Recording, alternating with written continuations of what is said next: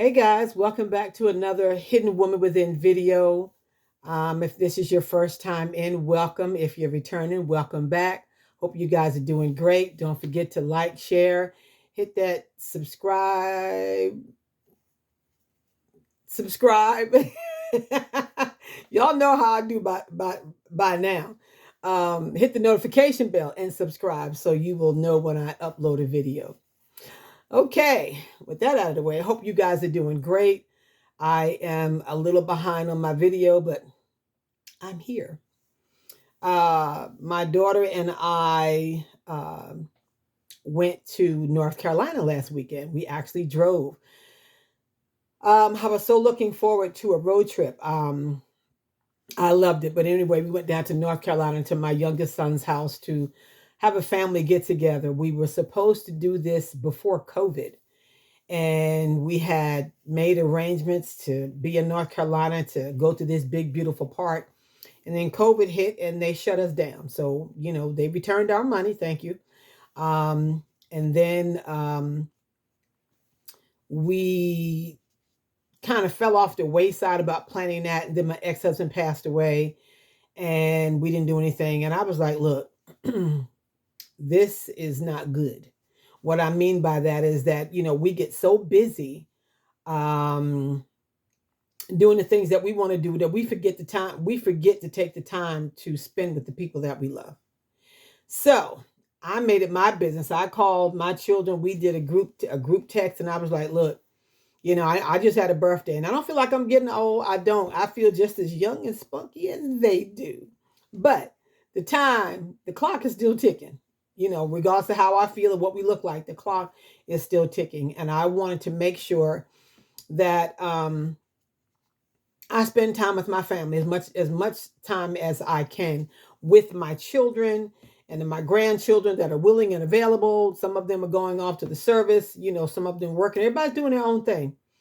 And I'm like, yeah, but we still need to make time for family. And I'm a big advocate of that. So, as you can tell by the topic of the video, the most important thing, I'm still talking about love because it is the most important thing. And not so much just I'm talking about family, but I'm including family. But love, it is the most important thing. And I'm going to stay on this topic until I feel led to get off of it. I had another topic planned, and then I started watching some things, and some things started transpiring. So I'm back with it again. It's the love thing, y'all.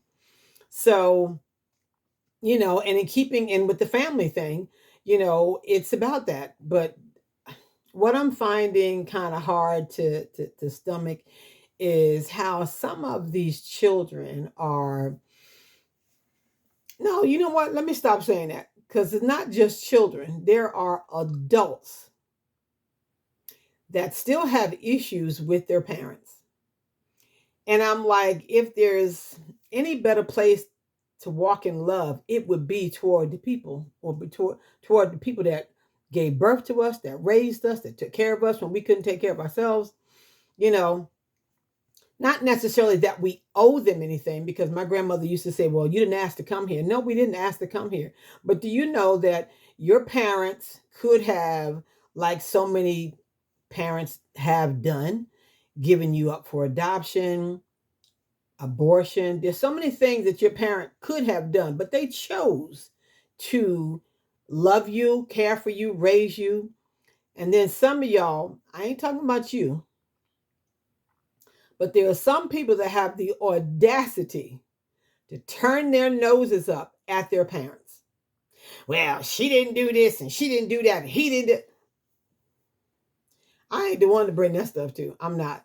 Because when you start, not okay, and it's not even just parents, anytime you start pointing your finger and talking about what somebody didn't do for you or what they did to you and it was all wrong, you're almost in a position to say you've never hurt anyone, that you've got it all together, that you've done it all, you've always done it right.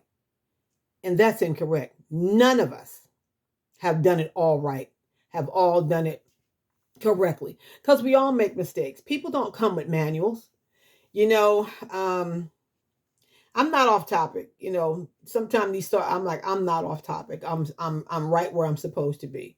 And I was watching a television show the other day that kind of stirred me up, and it bothered me. And the thing about it was, this particular show, I watch it. It's a I don't know what I can say on YouTube and what I can, because TikTok, they like they like TikTok. TikTok will shut you down the minute you say the wrong thing. So I'm still learning all this stuff. So I'm learning to be mindful of what I say, because I don't want them to shut me down. I know this isn't TikTok, but still I don't want to be shut down because, excuse me, I'm saying the wrong thing. But anyway, I watched this television show the other day.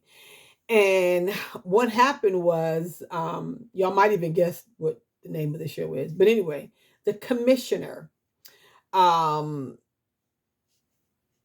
was connected to this young lady that this man had. I guess it was like a home invasion or something, but he killed her mother, father, and I think he was 10, her 10-year-old brother. And so he was in prison, and he had been serving a long time. And so then this young lady made an appointment to go see the commissioner, and because he was like a father figure to her once her parents had passed. And she had received a letter from the person that killed her family, and he was requesting to see her.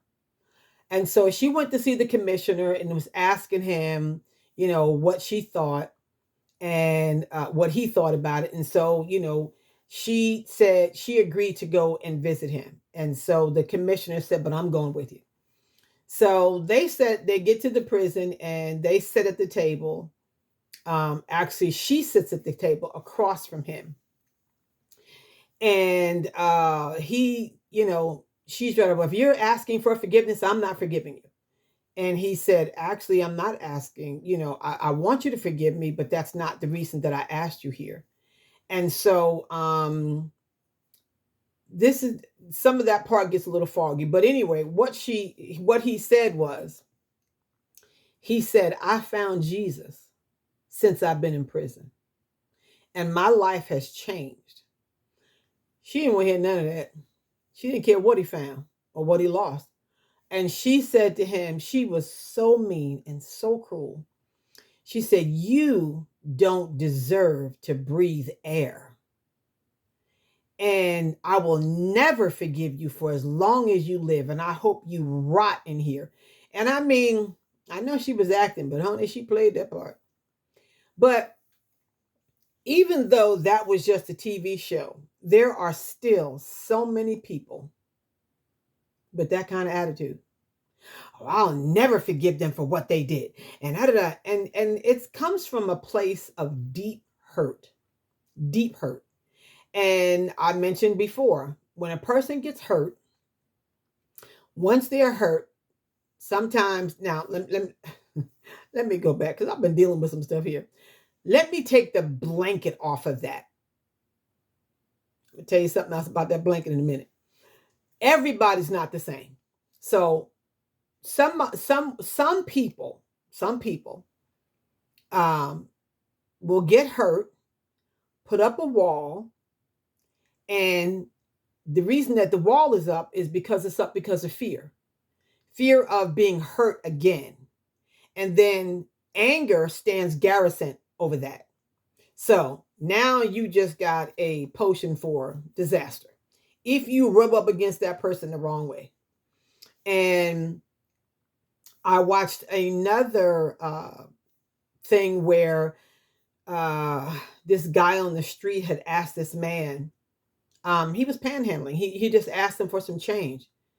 Boy, that man lit into him like nobody's business. I thought he was going to have a heart attack the way he was yelling at him. And the kid just looked at him like, "All I asked was for 50 cents. You get out of here." And he just went off. And I felt I felt that thing. And I was like, um, somebody videotaped that. And so this is how some people act. I don't know what that man went through. I don't know who hurt him, when he got hurt, but whatever it is, He's not letting that go anytime soon. And so it's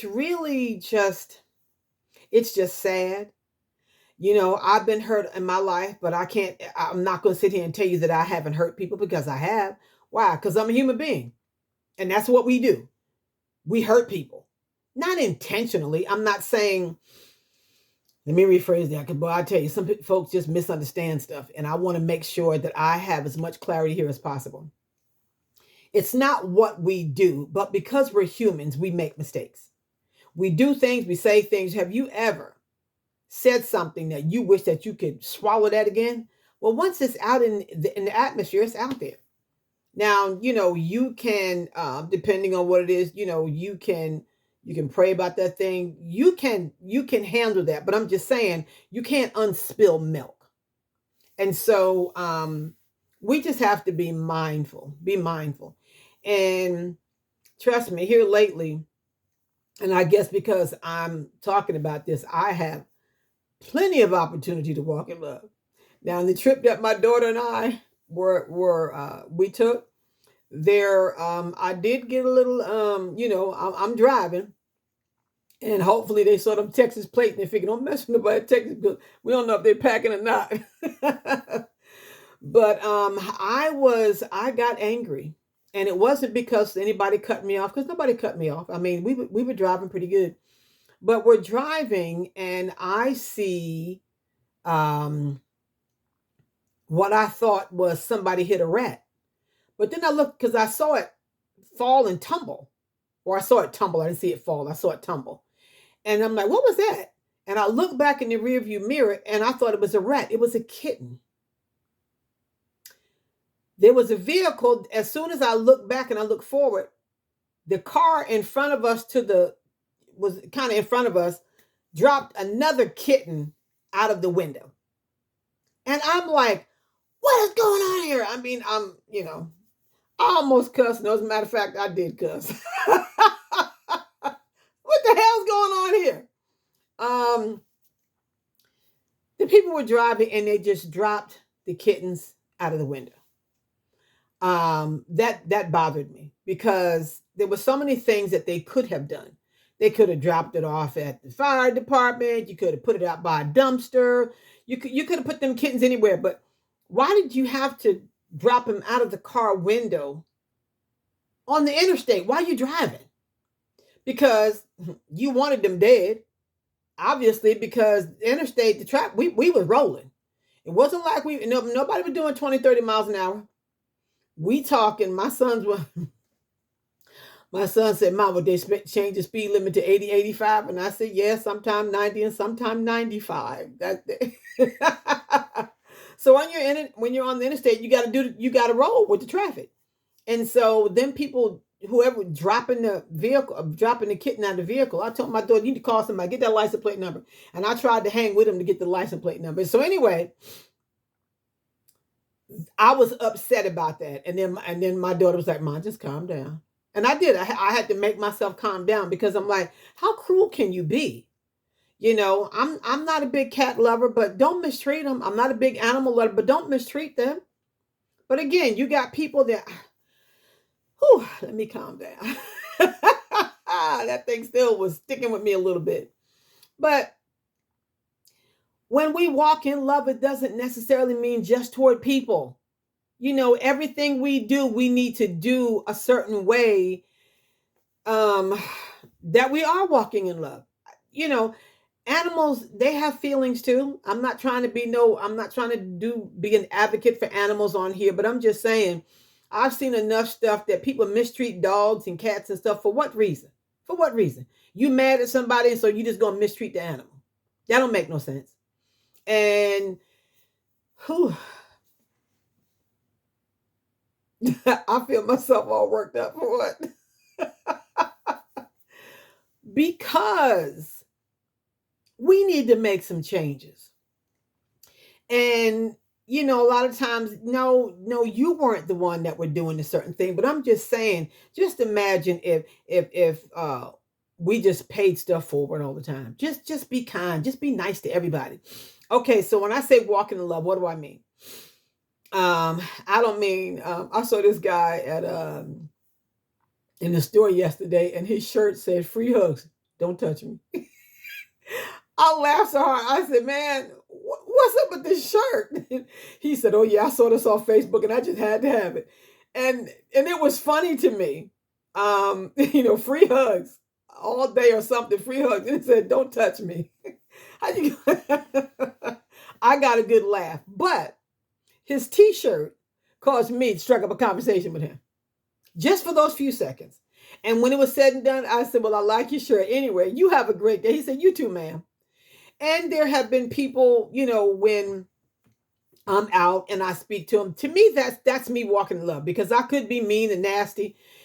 It's not that you're being mean and nasty if you don't speak, but how pleasant is it to speak to someone?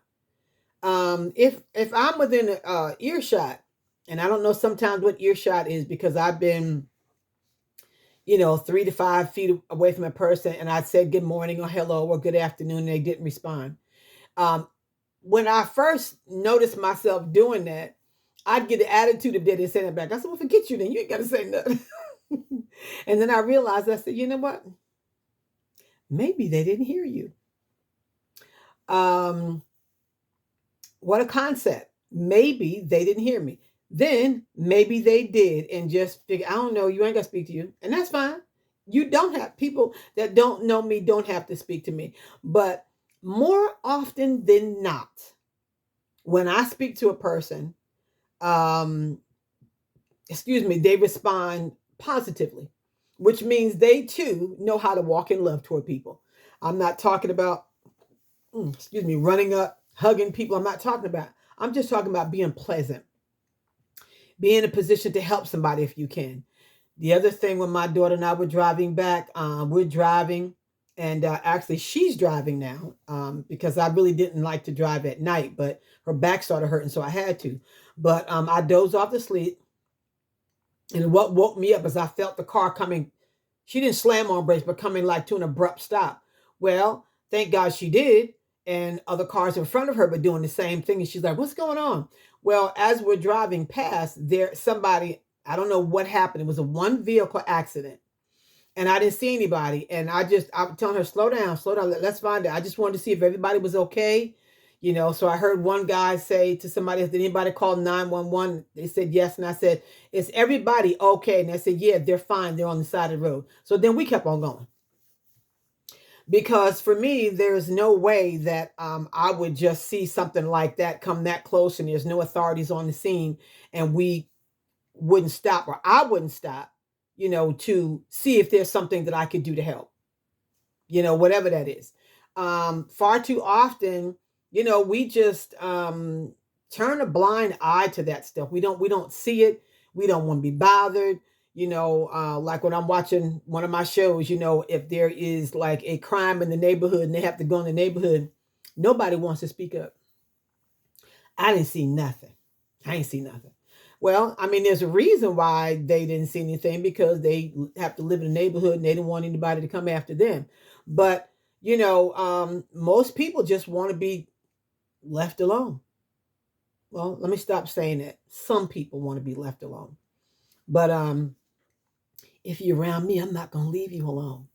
I like to talk, strike up a conversation about anything, not just for the sake of just talking, but I'm just saying, I'll say stuff, but anyway, it's just about walking in love. And so I was saying something earlier about a blanket statement. A friend of mine sent me something, and it was TD Jakes. I can say that. And he was talking about, he went out to dinner with someone, and he said he was getting old. And this guy said, "Don't you ever say that again." And he says, "Well, what do you mean?" And he said, "Because some of the most important things in my life happened to me after 60. So then T.D. Jakes went on to say, "Well, black people," how did he say that? He said, well, basically, what the comment he made is, black people just basically want to, I'm probably not, I'm not quoting him verbatim. I'm just saying, He said, black people just want to sit in the corner, eat sweet potato pie, and wait for somebody to come get the plate. So instead of like getting up and being vibrant and go doing something, whatever. So I started to say something in the comments, but before I did, I just went in and I read some of the comments, and I was really kind of surprised about the comments. There were, for the most part, some pretty positive comments, but there were some negative comments. And so I decided not to leave a comment. I said, I ain't getting in this mess. I'm just going to leave it alone. I keep my little opinion to myself. And so what I wanted to address now, they just assumed when he said black people, he was talking about all black people. Well, that's not possible. He can't be talking about all black people. My reasoning is because he doesn't know all black people. It might be some people that he's affiliated with, some things that he noticed here and there, but to say all black people is wrong. So I think that's what people were attacking. But a lot of times, we say stuff and we get misunderstood, and people just take that and go on down the road with it. And I'm like, sometimes that's why I try to be very clear and have clarity on what I'm talking about. But at the end of the day, if you misunderstood what I said, that's on you. That might not have been my exact intention to make that statement. And if I say, oh, all dogs do this, that, and the other. Well, all dogs don't do that. All cat. Well, they say all. Well, I can say this: all cats do climb. It's their nature. All dogs bark. That's their nature too. And as human beings, there's certain things that we do.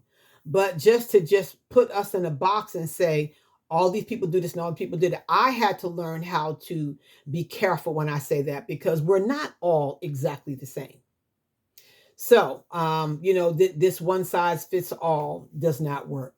So anyway, I just wanted to get in here and share that. I was talking about earlier about families, about kids and adults and stuff that have the audacity to have issues with their parents. I just see a lot of that. I just do. The kids nowadays, they just kind of want to do what they want to do, and they don't want to be told what to do and how to do it. And they get angry over all kind of stuff, and then they grow up, and I feel myself getting off track. But what I was talking about was walking in love. I don't care who did what when they did it. You need to get over it and get moving. I have said it, and I'll continue to say it. I just had a birthday, and I'm 66, and I'm not one of, oh, I won't tell your age. Shoot, I'm proud to be 66. Do you know that there are a lot of people can't say that? There are a lot of people that didn't get up this morning that are a whole lot younger than me, and people that are older than me. So I am proud of my age. I don't know what 66 is supposed to feel like, but I like it. I'm not walking with a cane. I'm not on any medication. As a matter of fact, I'm on a health journey right now. Years ago, I was disobedient. I was supposed to do something, then I didn't do it. Now I find myself getting it done, but I'm getting it done. And the Lord has given me grace to do that. And so I'm on a health journey right now. And I'm like, I need to make some changes. And so my goal is to live to be 100. And I'm going to do that as long as I don't get trapped in my body. I'm not wearing the pins. Anybody changing me, anybody doing none of that. I'm making sure by the steps that I'm taking now, because it's not too late, to take better care of myself. And see, when I take better care of myself, that's me loving my family. I don't ever want to be a burden to them. I don't want any one of my children to have to take care of me for any reason. Because to me, I feel like it would be a burden because, it's really not. But it would be. I don't want nobody changing my diaper. No, no, not my diaper. I don't want to have to wear anything where anybody has to come in and take it off for me. I want to be able to get dressed myself, bathe myself, feed myself, all those things. And I intend to. And when I leave here, I'm just going to sleep and I'm going to be with the Lord. That's it. That's it. So, we can speak health over ourselves all the time. But then if you doing things that go against what you say, you just eating whatever you want to eat. If you're diabetic, I know somebody who is diabetic and they just kind of eat what they want to eat when they want to eat, and they get sick. Like, well, that's normally what happens. If you're diabetic and you're drinking a lot of sugary drinks and eating a lot of sugary food, yes, you're going to get sick. So, if you want something different, you're going to have to do something different. So that's the journey that I'm on, and a health journey, and I'll be sharing that as we go. I'm actually in the process of juicing right now, and I'm finding it phenomenal. I'm just going to share this quick little tidbit with you, and I'm getting off. I had a green drink the other day. I was in a car accident some years ago and injured my right knee. Actually, the car accident caused the dashboard the dash to fall down on my legs. And 6 months to the day of the accident, I was having surgery because it had something was floating around in my knee. And it was a chip bone, a piece of chip bone. They didn't want that to find its way up to my heart or whatever. So surgery took that out. So as I began to put on weight, that began to bother me. And this knee had stayed like inflamed, most body full of inflammation, toxins, and all that kind of crazy nonsense. And this knee would just bother me. Now I'm up 6 o'clock in the morning. I'm out the door, boots on the ground. I'm out there. And I had this one particular green drink yesterday. Normally, when I, come in for my walking, I'll start doing my stretching. And then when I go sit down and when I get up, I feel stiff. Well, that didn't happen yesterday. And I'm not waiting for something bad to happen, but this knee, it hasn't felt this good since I was a young girl. And I was like, and if this is from juicing, oh, I'm on it. I'm on it. So anyway, a lot of different things are changing. And like I said, I'll be sharing that as I go along. But thank you guys for stopping in and taking the time to watch the video. And hope you guys are just, being loving and being loved on. People are our purpose. They are our purpose. And I think that, we can love some of the most meanest people in the world. But sometimes when we try, they lash out at us so bad, we want to do something to them. But, we just have to, I haven't said I have arrived there. I haven't had anybody cuss me out and get up in my face or anything like that. So I don't know what that response would be like, but I would pray that I would do the thing that would be expected of me from the Lord, from the Lord. That would mean, me not trying to retaliate and just, understand that that person is not really yelling at me or fussing or at me. They're at me, but it's not about me. So it would be no need for me to take that personally. So we got to live here together. So can't we all just get along? Yes, we can if we try. I hear people always talk about what they would do in a situation if it happened. That's the first mistake. Oh, if she said that to me, I would do that. That's why it would be hard sometimes for some people to walk in love because they've already predetermined what they would do if that happened to them. So at that point, it ain't no slowing you down then. But hopefully we would say if something like that happened, that I would have the grace to be able to walk in love toward that person, no matter what they're doing. So that's it for today, guys. I will be back and maybe I'll have another topic. Just maybe I'll have an opportunity to talk about this health journey that I'm on and to share some of this amazing information that I'm coming into. I just didn't decide to do this. I kind of did some research, but it started last year and it's been a process. I've not arrived anywhere. It's just been a process, and I'll be sharing that with you guys sometime soon. So be blessed. Walk in love. Until next time. Bye.